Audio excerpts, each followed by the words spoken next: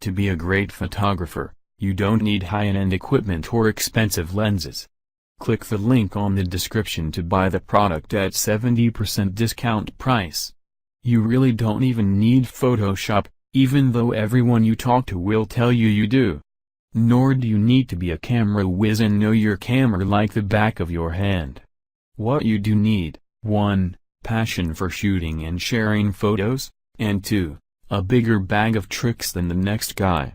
As long as you have those two things, you can be incredible. Obviously, the first requirement. I can't help you with much, but you're here willing to learn about photography. That says a lot.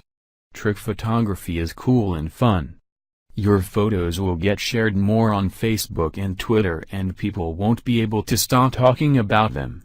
And that's cool. But that's not the best part. The best part about trick photography is that it forces you to be creative, to work with your environment and imagine the impossible. Can you make your subject levitate in real life? Of course not. In a picture though, absolutely. 0. Can you will a light orb into existence in the middle of a forest? Nope. But you can make it happen in your photos with a light pen and a long exposure. Trick photography is about manipulation. It's taking your subject and doing something cool and creative with them, and it's at the heart of almost every major motion film you see. Stunt doubles. Car chases. Hogwarts Castle. Each are examples of manipulating images and scenes to appear bigger, more explosive and more dangerous than they really are. Does anyone actually die in car chases? No. Not usually, at least. Did they actually build Hogwarts Castle in real life? Nope.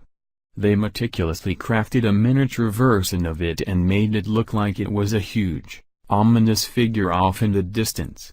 For hundreds of years, creative types like you and I have been manipulating photos and images to evoke a feeling in our audience. That could be sadness or contempt or awe or amazement. The difference is now, it's a lot easier. Right now, it's easier to take, edit and manipulate shots than it ever has been before. Between the technology behind point-and-shoot cameras, iPhones and Android phones, and the advancement of DSLRs, taking a high-resolution picture is painless. That's not even the best part though. The best part is the fact that you don't have to go back to school to be a master photographer, which means you don't need to come up with $30,000 or take out student loans. In fact, back when I first got started, I went to a photographer friend of mine, who was also a professor, and asked him what classes I should take. He said, "Don't take classes. Read this book and do a project every week. That's all you'll be doing in school anyway." It wasn't that easy, of course. I had to learn the hard way how to use Photoshop and mess with the settings on my camera. I didn't have anyone watching over me.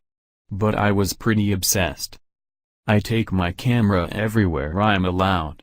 And when I can't take my DSLR, I take my little point and shoot. After each and every trip out, I start experimenting. Back when I started, I thought I needed the best lenses and most expensive camera bodies I could find. I thought I had to use what the pros were using. I didn't have that kind of cash though.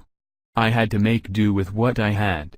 I figured that as soon as I sold a photo, I could then go and buy a new lens or a new body. Alright, a lot of photos, but that's how I do it. I'd work with what I had and reinvest.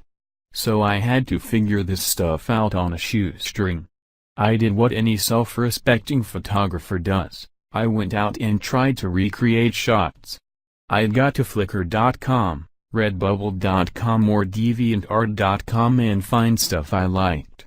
I'd print it out and see if I could go recreate it. Sometimes it would work.